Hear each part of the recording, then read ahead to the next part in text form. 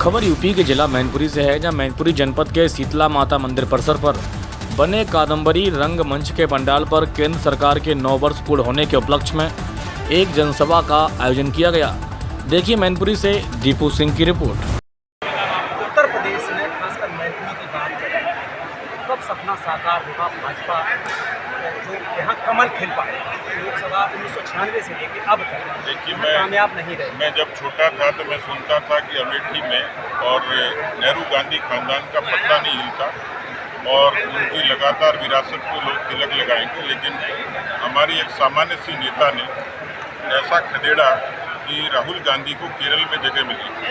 मुझे लगता है कि मैनपुरी की जीत भी कोई दिवा स्वप्न नहीं है। हम लोग एक समय जीत के हार के अंतर को लगातार कम करते हुए नज़दीक पहुंचे। मुझे लगता है कि अब ये केवल मिथक नहीं है।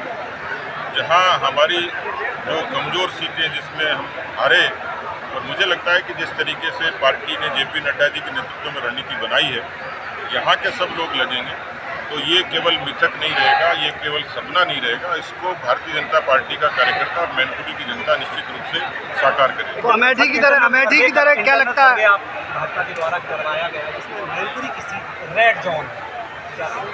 देखिए, मैंने कहा ना कि अब कोई असंभव नहीं है। जो चीज़ें परिणाम के नाते, मैं जब जनसंघ का इतिहास देखता हूं तो केवल 3% और लोकसभा की 3 सीटें, और आज हम 303 पर हैं। इसका मतलब मैनपुरी भी अब मिथक नहीं रहेगा। पार्टी उसके लिए अच्छी रणनीति बना रही है। मुझे भरोसा है कि मैं ये आज के दिन का साक्षी बनूं और मैनपुरी की सीट होगी। अमेठी की तरह कोई पूरे देश में प्रधानमंत्री मोदी जी के नेतृत्व में जो 9 वर्षों में बदलाव के काम हुए, खासतौर पर जो बुनियादी विकास था उसको गति मिली, सामान्य व्यक्ति का जीवन बदला, जनधन के जरिए, उज्ज्वला के जरिए, आयुष्मान के जरिए, आवास के जरिए, और बड़े जो वैचारिक मुद्दे थे, वो चाहे ट्रिपल तलाक हो, चाहे श्री राम जन्मभूमि का निर्माण हो, चाहे कश्मीर में 370 हो, ऐसे बहुत से मसले थे जिनका समाधान हुआ।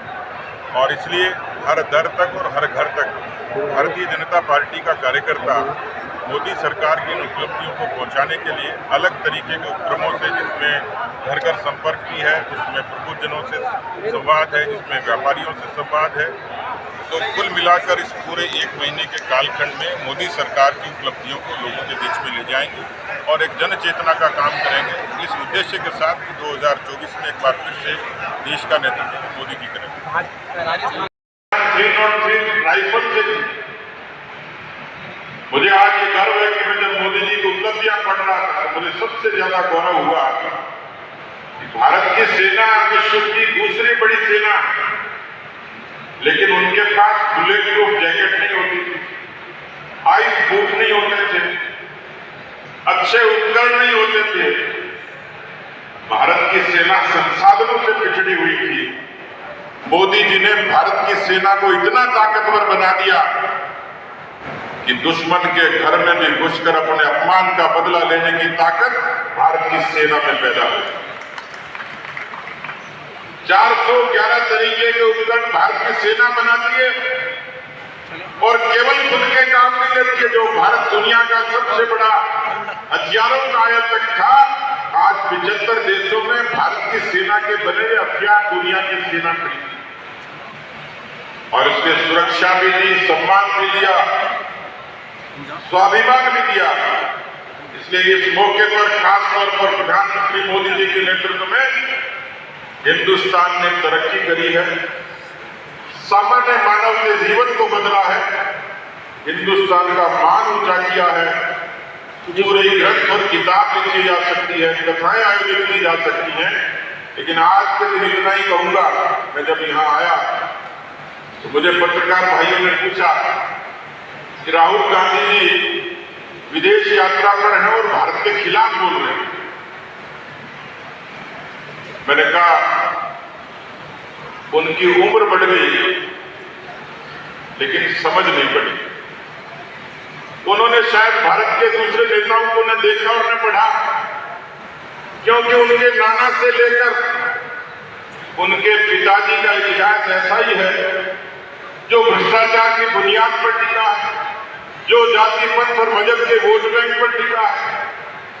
और यही कारण है कि कांग्रेस पार्टी कश्मीर से कन्याकुमारी और कच्छ से कामरूप तक विचार, नीति और व्यवहार से नकार दी गई। भला होता यदि राहुल गांधी वो दृश्य देख लेते जब पीवी नरसिम्हा राव के नेतृत्व में देश के यशस्वी नेता अटल बिहारी वाजपेयी जी ने कांग्रेस के उस शासन में संयुक्त राष्ट्र संघ में भारत का प्रतिनिधित्व किया और भारत की सकारात्मक बात करके भारत के लोकतंत्र की ताकत को लोगों के बीच में प्रकट किया। पर किसी ने ठीक लिखा, राहुल गांधी जी जब यात्रा कर रहे थे, यूपी में भी निकली होगी, उन्होंने दाढ़ी बढ़ा ली। तो आजकल सोशल मीडिया का जमाना है कि नीचे किसी ने लिख दिया कि दाढ़ी बढ़ाने से अक्कल बढ़ जाए, जरूरी नहीं। और इसलिए लोग जिस नाम से पुकारते हैं वो नाम तो नहीं लूंगा, लेकिन मुझे लगता है कि अच्छे स्टार प्रचारक है, क्योंकि वो जहां जहां जाते हैं वहां भारतीय जनता पार्टी अच्छे से जीतती है। मैं आप लोगों को निवेदन करना चाह रहा हूं, 2024 अभी मंच से कहा कि इस बार पूरी 80 सीटें जीतनी, और उसमें मैनपुरी के लोगों के मन में स्वाभाविक एक प्रश्न आता ही है। डॉक्टर जितेंद्र सिंह जी और हम लोगों के जिनमें जो सीटें हैं, मुझे जब बताया गया तो पता लगा कि 4 सीटें हारी हुई।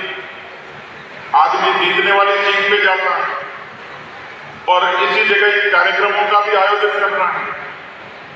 लेकिन मुझे इस बात की खुशी है कि भारतीय जनता पार्टी का मैनपुरी का जिला संगठन अच्छे से काम कर रहा है। आज की सभा से यह साबित होता है कि मैनपुरी की जनता और मैनपुरी का कार्यकर्ता 2024 में उन 80 में शामिल होगा और निश्चित रूप से मैनपुरी में इस बार भारतीय जनता पार्टी का कमल प्रचंड बहुमत के साथ मिलेगा। आप सब लोगों को एक बार फिर से बहुत बहुत धन्यवाद।